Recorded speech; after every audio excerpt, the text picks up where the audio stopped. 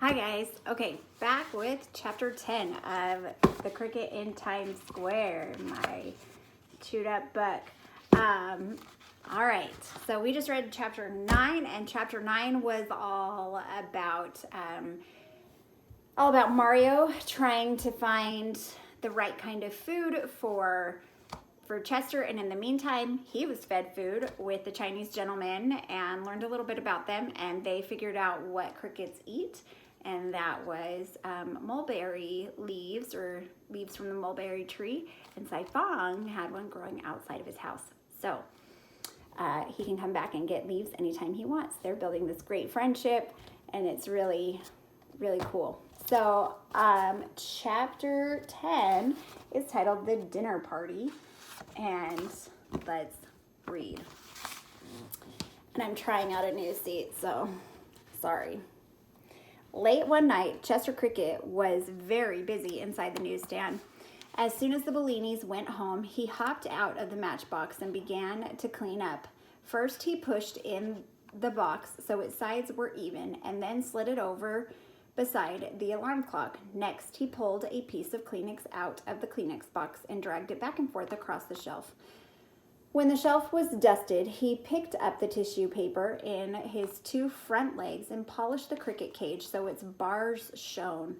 He wiped off the glass in the front of the alarm clock and the radio too until he could see his own reflection. The dial of the clock was luminous and it shed a very soft green light.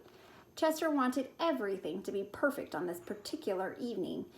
There was going to be a party. It was exactly 2 months since Chester had arrived in New York, and the three animals wanted to celebrate the anniversary. Nothing too formal, you understand, just a little dinner for everyone. Tucker Mouse had volunteered to let them use the drain pipe, but Chester didn't want to eat amidst all the waste paper and rubbish his friends had collected, so after many conferences, they resolved on the newsstand.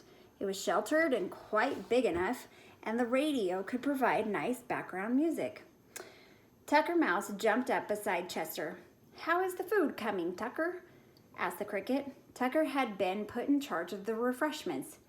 "Hick, hick, hick," laughed Tucker Mouse, rubbing his front teeth together. "Wait till I tell ya." He lifted up one foot.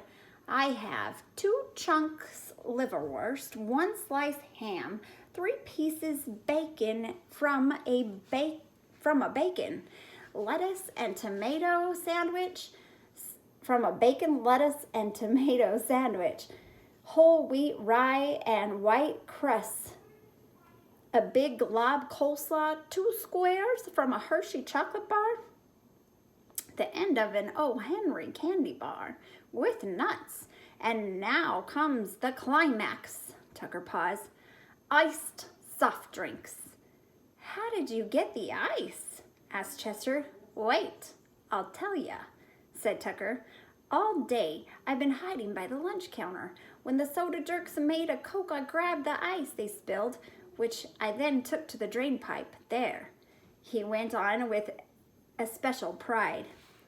"It is happening. I have a heat-proof insulated bag saved up for just such an occasion. I put the ice, shut up the opening, and we have ice. Nice, eh?"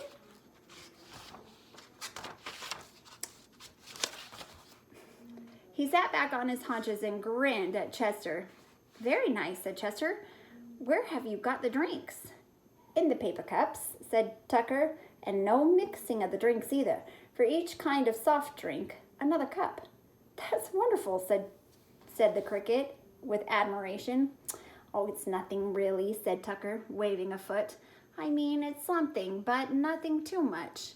He looked around at the shelf and clock and everything. "You are to be congratulated on the cleanliness. Of course, it isn't as important as food getting, but to be clean is very nice too." While they were talking, Harry Cat came in through the opening at the side of the newsstand.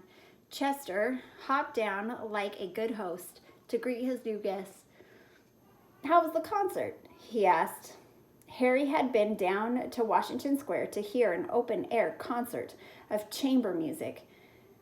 How how you could play chamber music outdoors. Chester didn't understand, but it was New York and anything could happen.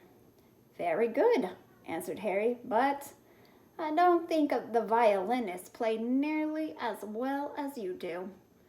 It made Chester very happy to hear that, but he had to turn away so Harry wouldn't see him blush. Harry, help me with the food, said Tucker. He jumped down to the floor and scurried over to the drain pipe. The mouse and the cat put all the different courses over to one side with the soft drink so everyone could just go up and help himself. It was buffet style. Tucker and Chester sat on the shelf, and Harry, who was taller, sat on the stool, but his head was on level with theirs. Tucker Mouse took great pride in cooling the soft drinks. There were 4 cups, one with Coca-Cola, one with Pepsi, one root beer, and the last orange pop. Tucker put a big piece of ice in each and then made a show of stirring them up with a straw he had found that afternoon. Ah, he sighed, where but New York could you have a mouse have ice in his Coca-Cola? We should have music, said Harry. He reached over and flicked on the radio. First they got a news report, but that wouldn't do for a party. Harry twisted the dial and went through a quiz show, an amateur hour, and a play about Deep South before he got what he wanted. Music is very nice for a party because it gives you time to eat your fill without having to make conversation. Harry Cat was working on his second piece of O. Henry Candy Bar when he suddenly stopped munching and listened to the tune the radio was playing. His head began to sway from side to side. That's my favorite song, he said, beginning to hum along with it. Sing it, Harry, said Chester Cricket. You don't know what you're letting yourself in for, blurted out Tucker Mouse through a mouthful of bacon, lettuce, and tomato sandwich. But Harry was in a party mood, so he cleared his throat and began. When I'm calling you, ooh. Harry had a delightful yell that went very well with the lyrics of the song. You see what I told you? Groaned Tucker. Harry went right on, however. Will you answer true? Maybe we should turn back to the amateur hour, said Tucker Mouse, helping himself to the Hershey bar. I think Harry sings beautifully, said Chester. You sing now, Chester, said Harry Cat. Secretly, the cricket was very anxious to perform for them, but he had to have some encouragement first. He limbered his wings and said, It's not really singing, you know. Singing, playing, who cares? As long as it doesn't sound like Harry, said Tucker Mouse. He slurped up the last of the orange soda, and they all fell silent. And here's a picture of the cat singing, of Harry singing, and them at their dinner.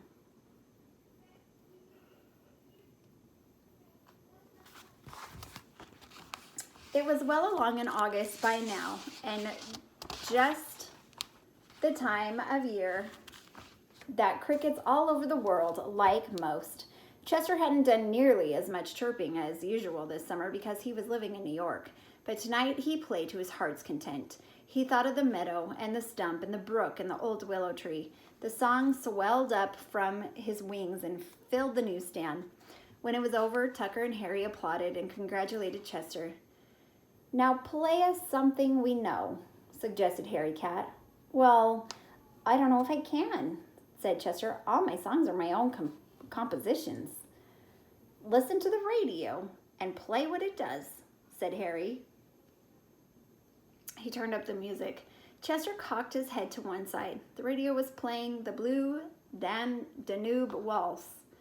When he had heard enough to memorize the melody, Chester joined in, and he played it perfectly. The cricket was such a natural musician that he not only chirped the tune in a few minutes, he was making up variations and spinning them out without ever losing the rhythm of the waltz.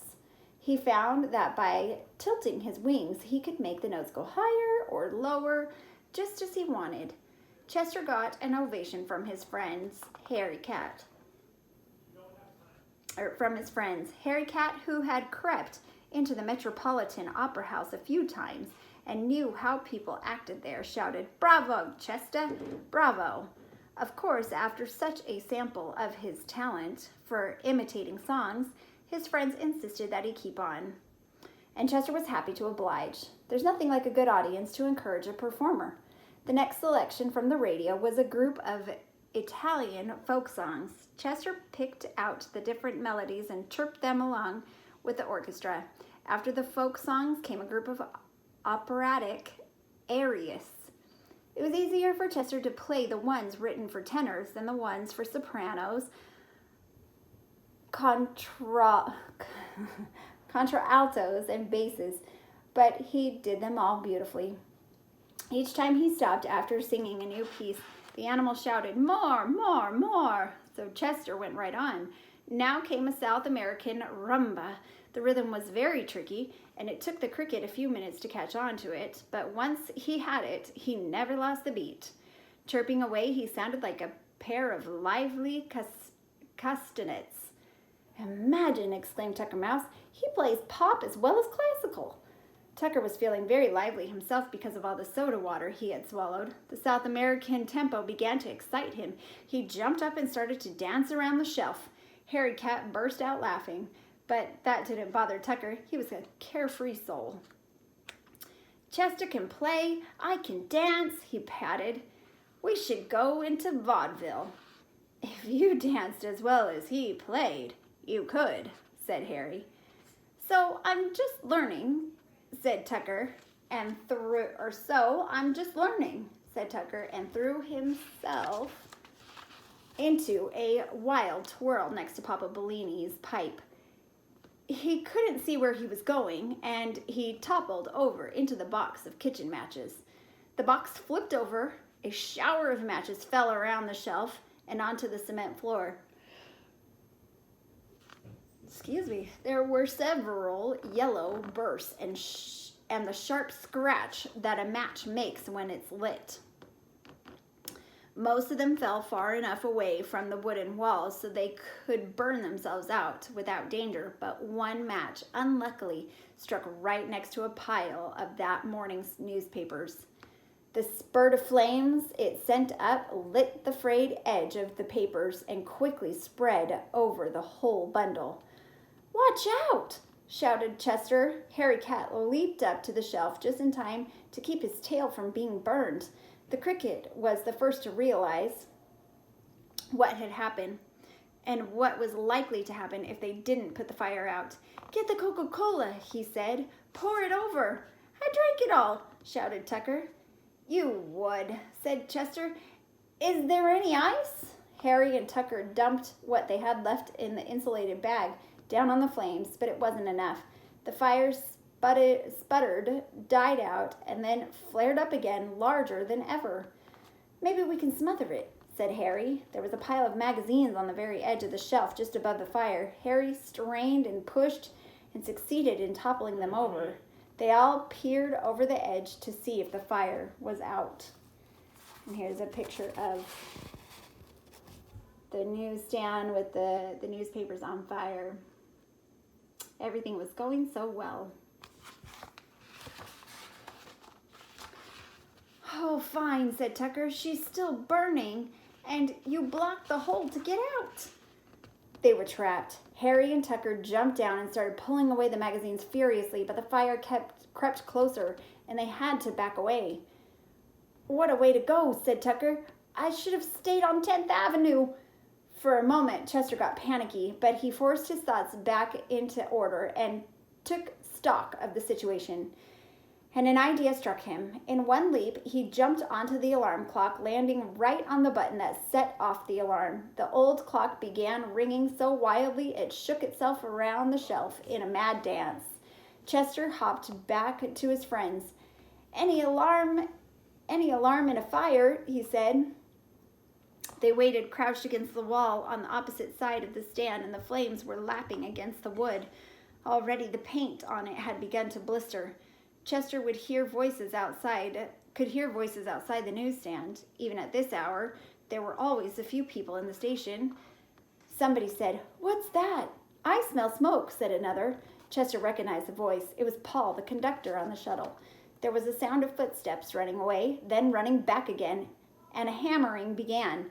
The newsstand shook all over. "Somebody get the other side," said Paul. The cover was wrenched off. Clouds of smoke billowed up. The people standing around were astonished to see through the fumes and the glare of the fire a cat, a mouse, and a cricket running, jumping to safety. So the dinner party was a party for the friends to celebrate their time in New York, but it ended disastrously with a fire. And we know that it burned some newspapers for the next day and some magazines, but it sounds like the three made it out alive. But will the newsstand be hurt? Will it have burned down? And how will the family react? To find out next time in chapter 11. All right, go ahead and click that link in the Google Classroom and take the quiz.